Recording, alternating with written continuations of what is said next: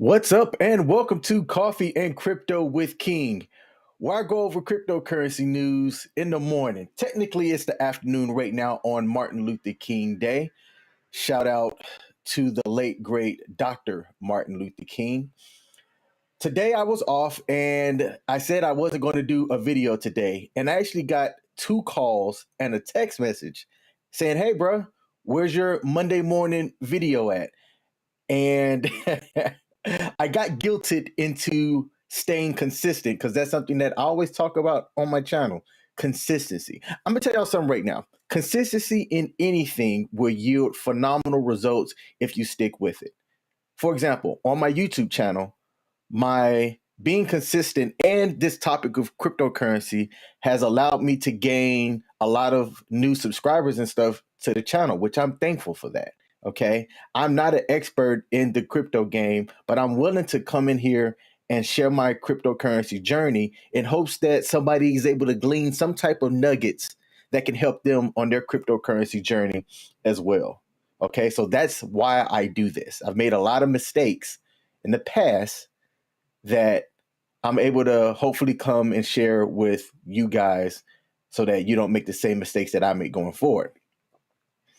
And with that type of consistency, whether it's keeping my posting schedule on YouTube and all of the other places, which you can see on the screen here, I am streaming across multiple platforms. This is live, baby. All the mistakes that I make in my speech or whatever doesn't get edited. It stays up there, okay? But you can find me across multiple platforms at the actual King Smith or Twitter, which is just actual King Smith. All right. So there's that. Now, what else do we have here? So, I have one more additional thing to talk about being consistent as well. So, what I wish that I knew early on, and this is something that you're taught when you're taking finance classes and things like that. Like, I'm not a financial advisor, but I have a business degree, and I'm actually enrolled in my last class to finish my master's of business administration. Now, I'm taking a quantitative statistics course. So, y'all wish me luck. Okay, that class starts tomorrow.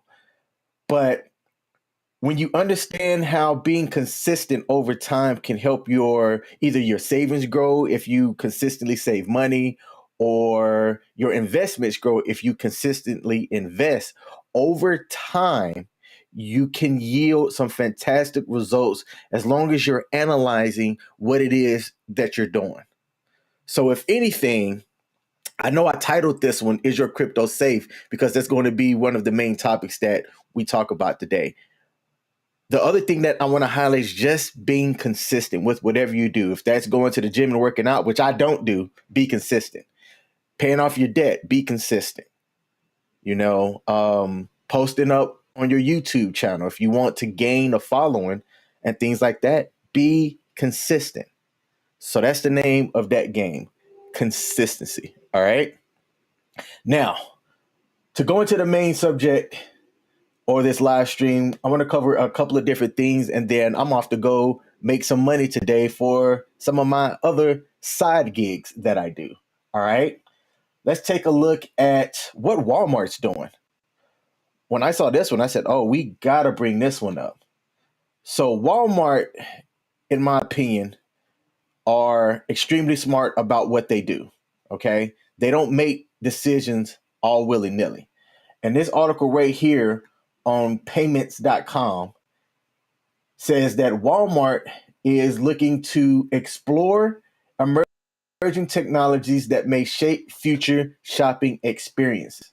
Okay. And when you take a look at what they're looking at getting into, they have documents that have been published that shows that the company has the intent to make a virtual currency and to sell goods like electronics, home decorations, toys, sporting goods, and personal care products.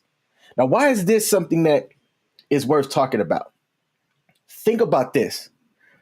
The generation behind me, meaning the younger generation, they're used to getting this different currency, like on NBA 2K, they've got this currency called VC. And you can take that VC and purchase things inside of the video game. My daughter has this stuff called Robux on this game, Roblox. All right, that I'm paying $5 a month for, that I've been paying since she was, I think, 7 or 8 years old, and she's 14 now, about to be 15. And I made the dad commitment of saying, hey, as long as you keep your grades up and things like that, I will pay this $60 a year for you to have your Roblox subscription, which allows her to get these extra in-game currency that she can then use to purchase stuff inside of her virtual world. She's been doing this for 7 years, people. Okay. So this concept of online currency, if you will, is not new, but it's how the consumers are looking at money and spending it. So while people my age or older, I'd say my age gets it, but people that are a little bit older may not understand how people that are younger than them are taking this virtual money and buying things inside of the metaverse or this virtual world. They understand that. But in my opinion, things are going to be exactly like how the movie Demolition Day was, in that the real world might kind of suck, so they want to go off into this virtual world or whatnot. And look, I'm all for it. I'm in the process of saving to get me an Oculus Quest 2, and I'm budgeting for it now, and I'm excited for it. I know a lot of people who have one. The last time that I used one was over the Thanksgiving. No, I'm sorry, not Thanksgiving, Christmas holiday. No, Thanksgiving. My bad. My landlord has one. Most of my friends have one. I think that it is it's not just a toy. It's not just a gimmick. It's a good entertainment platform, and it's actually a pretty decent learning platform. Okay, so it's not just to play video games and things like that. It allows you to be able to connect with other people. That gives you a different experience, right? So depending on how you feel about the beer bug, I'm not going to say the C virus together, because you get flagged for different things depending on what it is that you're talking about. And I'm not trying to put false information out there, but depending on how you feel about the beer bug, right? How you choose to interact with other people. If you could have that virtual experience where you could throw in a headset and look over and see an avatar of somebody that you're cool with, that's a fantastic way of, still being able to stay in touch. Like, I don't live close to my family, right? I love my family. Don't get me wrong. I'm glad I don't live near them. But at the same time, imagine how dope that it would be if we could throw on a VR headset, chill with each other, even though we all don't live co-located, right? Just to still feel like, you're a part of the family and in touch and things like that. So Walmart getting into the NFT game and the crypto game isn't something that should be surprising. I'm just surprised that they haven't done it sooner. We have a comment from Solo TV 84. Yo, Solo TV. Salute, brother. Hey, I appreciate you checking out the live stream real quick, man. Hey, thanks. I love your content, man, especially your stuff that you put out about cryptocurrency too. You have a different perspective of it that I appreciate. It's not just the same old stuff that people are putting out there. We got to do an interview. Let me know if you are down, bro. Absolutely. Let me know when and where. And I'm game, bro. I'm game. If I need to shoot you an email or whatnot, just let me know. Hey, man, I appreciate that. That guy's got an excellent YouTube channel around various different content. Go check him out, people. Definitely go check him out. All right. Let's see. The other stuff that I wanted to cover today before I gotta be out. Crypto.com. This was a surprise. Crypto.com had an issue where it looked like suspicious activity was done, to where people were reporting withdrawals of Ethereum from their hot wallet. Hey, hold on, y'all. He said, thanks, I'm humble. Bruh, absolutely. Salute, man. Salute. But crypto.com, look, there's things that I talk about on my channel as well that you must do. But even if you do it, sometimes it seems like it may not be enough.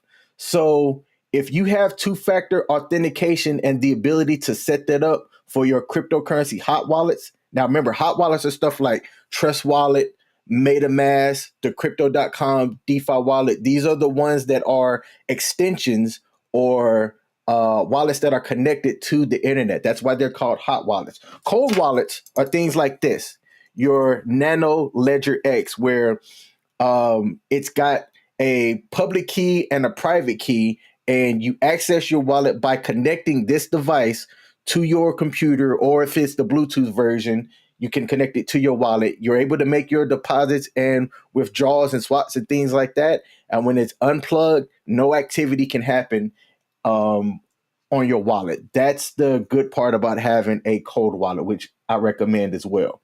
And shout out to CJ for sending me this Nano Ledger X.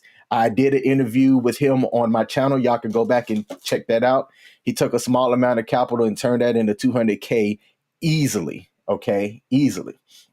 All right. But look, just because these websites and things have um, two-factor authentication and stuff in place, that doesn't mean that a smart hacker or somebody that's real good at zeros and ones can't go in and hack these different exchanges. Okay, so while crypto.com is relatively safe, I mean, they don't have the issues that like a Bitmart has or some of these other smaller exchanges. It doesn't mean that it is 100% safe. Nothing is 100% foolproof. Okay, but you can do the things on your end to ensure that you're set up for success. So this person right here, Ben Baller, who's a blue checkmark guy, I don't know who he or she is. I'm assuming that Ben Baller is a guy. Says that I messaged y'all about having my account having 4.28 Ethereum stolen. Quick math, that's about 14 grand. And he was wondering how they got past his two-factor authentication. So what two-factor authentication is when you go to make some type of transaction. All right. So let's say I wanted to send money from my crypto.com hot wallet to a different wallet or my Coinbase wallet. Okay. Before that will execute, if you have Google Authenticator as your two-factor authentication, there's going to be a 6-digit code that's like time boxed, if you will. So, and I want to say it's every like 15 seconds or so that code changes. So you kind of have to do this fast. When you go to start your transaction, it'll then ask you to put in your password, and then it'll ask you to also put in the Google Authentication 6-digit code. So you have to go to that app, see what that code is during that time box time frame, copy that code and put that in before that transaction will work. Okay. So it's extra steps that you have to do, but trust me, it is worth it to ensure the security to the best extent possible. Because look, you have this guy who tried to have saying that he had two-factor authentication and somebody was still able to get cryptocurrency out of his wallet. Now, it was likely nothing that happened on his end, and it was probably some back end stuff for how crypto.com has their wallet situation set up. So I'm curious to see what the update is going to be when they put out a press release talking about what happened. They have to do that. They have to do that. These exchanges have to have that trust that they have with with their consumers, with the people, to understand that their technology and that their exchanges are safe. Okay.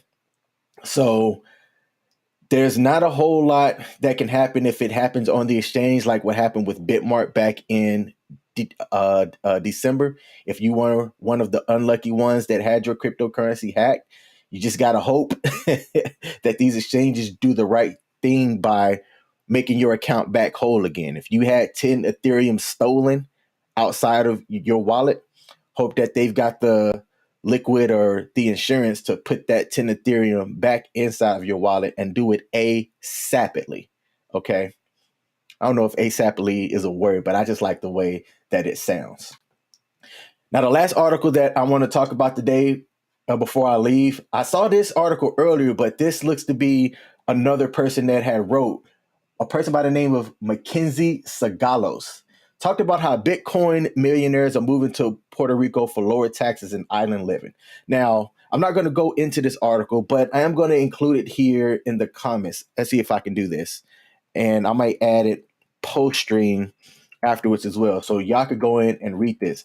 But I don't know if the governor of Puerto Rico, governor. Yeah. The governor actually came in and talked about how they're looking at creating laws that are crypto friendly to get people with this new crypto wealth to come down to Puerto Rico and live. Now, obviously, by doing that, you're spending money there that should help out the economy long term and things like that. Puerto Rico is a nice place. I've only been once, and that was over a decade ago. And I'm telling y'all, I loved it. Okay. The cost of living there is fantastic. The culture is the bomb. The food. Now, y'all know that I like food. Okay. The food was fantastic as well. One of the things that I want people to think about, if you're not used to having money, have a plan. Have a plan.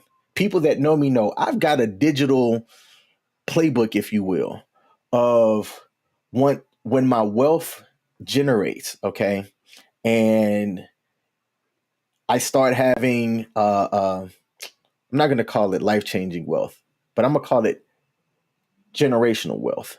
Have a plan so that your butt don't go broke. People that are used to money and used to having good financial practices understand this. But if you come from a family that maybe doesn't have that type of consistency with your financial planning and things like that, if you were to get lucky on some of your cryptocurrency investments, or you stay consistent and then one of them just so happens to boom, you can easily lose that if you don't have a plan and smart people around you. Okay. That's my plan. Stick to my playbook. Okay. Adjust as necessary and talk to financial planners and things like that to make sure that my butt doesn't go broke. He said, I need a copy of that playbook. No, Brian Belichick. I got you, fam. That's what's up. Now, part of my playbook is to move to a place that I can enjoy my life. I'm 37 years old, young, however you decide that you want to view that. I view that as young, but I'm trying to, past the age of 40, really enjoy my life. So I'm grinding, I'm hustling. Okay, I got a really good government job right now. Okay, but not just that. I started a LLC last year, and I'm looking at getting into the consulting side of things, as well as, hey, look, I do Uber and Lyft from time to time. I don't do it because I have to. In the past couple of years, I did. After my divorce, I did it to get extra money to pay off debt and things that happens when you have a divorce. Now, I do it because I'm trying to grind and hustle to where in about 3 years, life will be a whole lot easier for me. And not just easier because of the money, but I put in the work now so that in the future, whenever I want to make a decision, money's not a factor for it. The factor is going to be, am I going to enjoy what it is that I'm doing? And, how is that going to work for me? So that's my goal. That's my goal. That's my plan. People ask me all the time, hey, man, you stay busy. Yep. This past 6 months has shown me, actually a year, this past year has shown me that if you grind, okay, and you work hard and you have a vision and you're laser focused in it, you can achieve whatever it is that you want to do. But you have to put in the work to do it. Shout out to Greg Adams. I know that Solo TV 84 knows who Coach Greg Adams is. I started watching CGA back in 2019, 2020, I want to say. And once I started applying his principles to just being consistent, this dude does 2 live streams a day. Okay, he's actually live now. And I watched some of his live stream before I got called out and then went to go live on my channel. And I'm glad that I did. Look, practicing my own words of staying consistent possibly now has me able to do an interview of Solo TD84, who I have huge respect for. Okay. This dude, like I said, he puts amazing content out there. And if I didn't go live, who knows if he would have caught my channel to be able to say, hey, bro, I'd like to do a interview with you. So look, be consistent. Do the things that you have to do on your end to keep your cryptocurrency safe. I actually, two things that I want to talk about prior to getting off the live stream. I had an email this morning that asked me if I was interested in doing a sponsorship for a cryptocurrency. And I turned it down. When I went to go and look up the cryptocurrency, they're a legit cryptocurrency. I liked what I saw, but my channel, I don't want to go that route of being paid to talk about a specific cryptocurrency. That's just not my thing, or at least I'm saying that now. Okay. Money talks, so who knows what'll happen in the future and how I'll feel about different opportunities as it comes forward to me. But I read the email. I did my due diligence and research and ultimately wrote the person back and said, hey, thank you for the interest and the opportunity, but I'm choosing to decline. Good luck on your endeavors and, all of that stuff. I made it professional, if you will.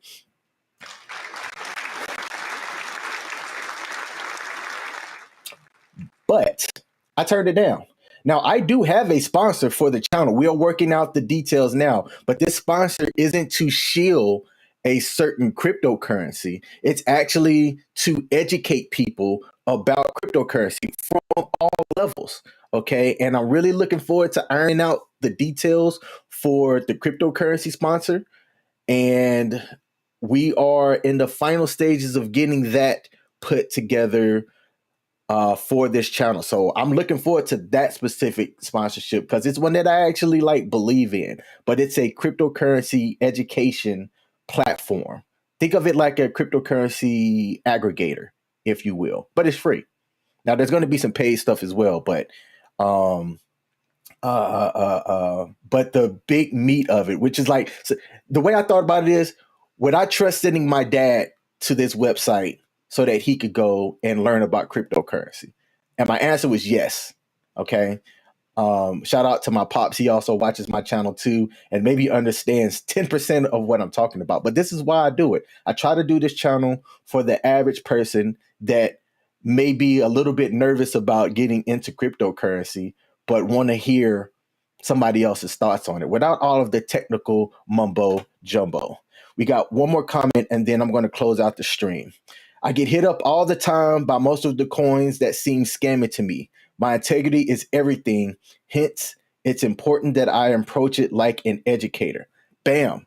There you go. Absolutely. That's the same way that I was thinking about it as well when I got hit up. It was the first time that somebody came into my inbox and asked me if I was interested in talking about it. It seemed legit. Don't get me wrong. It seemed legit, but I really wasn't feeling it. So I told him no. All right. Well, hey, that is my live stream for today. Shout out to the people that came into the comments that engaged with me. It definitely makes the live stream a little bit more fun as we go through it. I will be back on tomorrow during my normal time and things like that. If you are watching this on YouTube, hit that like button for your boy. Help me out on the algorithms.